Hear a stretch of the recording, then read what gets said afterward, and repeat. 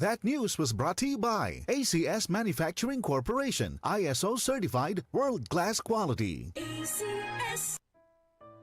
Pagbasa sa ikasampung kabanata ng Aklat ni Juan, ang talinhaga tungkol sa pastol, talata 1 hanggang 42. Pakatandaan ninyo, ang pumapasok sa kulungan ng mga tupa nang hindi sa pinto nagdaraan kundi umaakyat sa di dapat pagdaanan ay magnanakaw at tulisan. Ang tunay na pastol ay sa pintuan nagdaraan. Pinapapasok siya ng gwardya at pinapakinggan ng mga tupa ang kanyang tinig. Tinatawag niya ang kanyang mga tupa sa kani-kanilang pangalan at inilalabas sa kulungan.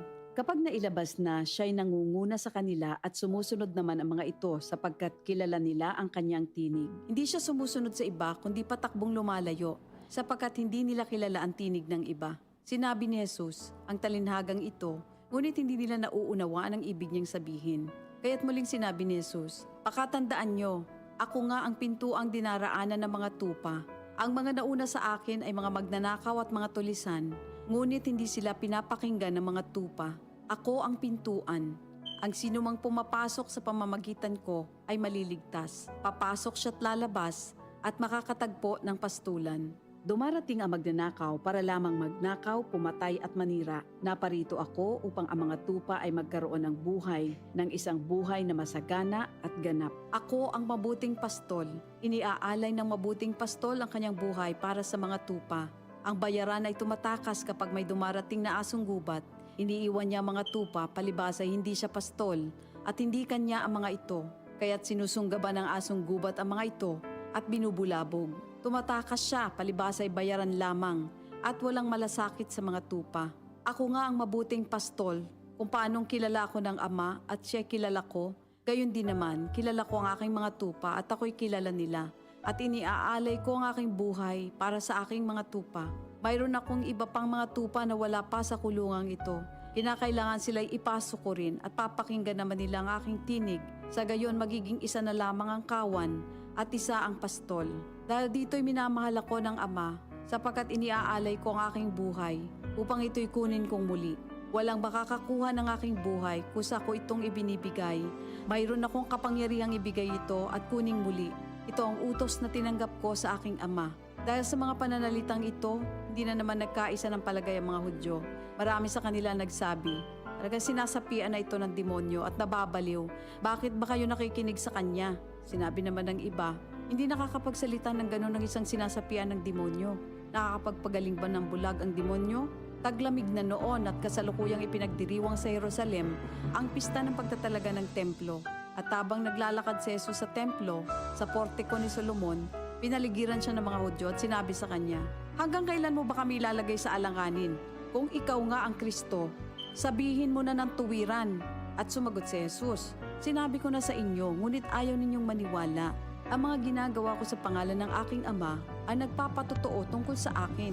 Ngunit ayaw niyong maniwala sapagkat hindi kayo kabilang sa aking mga tupa. Nakikinig sa akin ang aking mga tupa. Nakikilala ko sila. Sumusunod sila sa akin. Binibigyan ko sila ng buhay na walang hanggan.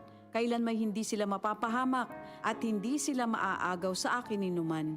Ang aking Ama na siyang nagbigay sa kanila, sa akin, ay lalong dakila sa lahat at hindi sila maaagaw ninuman sa aking Ama. Ako at ang Ama ay iisa. Ang mga pinuno ng mga Hudyo muling dumampot ng bato upang batuhin siya. Kaya't sinabi sa kanila ni Jesus, marami akong mabubuting gawang ipinakita sa inyo mula sa Ama.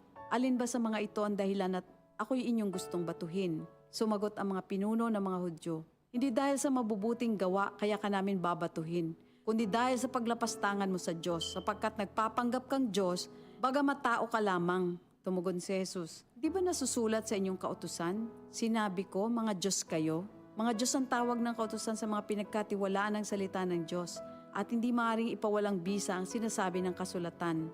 Ako'y pinili at isinugo ng Ama. Paano ninyo ngayon masasabing nilalapastangan ko ang Diyos? Dahil sa sinasabi kong ako ang anak ng Diyos? Kung hindi ko ginagawa ang mga pinapagawa ng aking Ama, huwag niyo akong paniwalaan. Ngunit kung ang ginagawa ko ay ang mga ito, paniwalaan ninyo ang aking mga gawa kung ayaw ninyong maniwala sa akin. Sa gayon matitiyak ninyong nasa akin ang Ama at ako'y nasa Kanya. Kaya tinangka naman nilang dakpin si Jesus ngunit siya'y nakaalis. Muling pumunta si Jesus sa ibayo ng Jordan sa pook na dating pinagbautismohan ni Juan. Habang naroroon siya'y maraming lumalapit sa kanya. Sinasabi nila, si Juan ay walang ginawang himala, ngunit totoo ang lahat ng sinabi niya tungkol sa taong ito. At doon, maraming sumampalataya kay Jesus. Ito ang salita ng Diyos. Bawat boto ay may boses.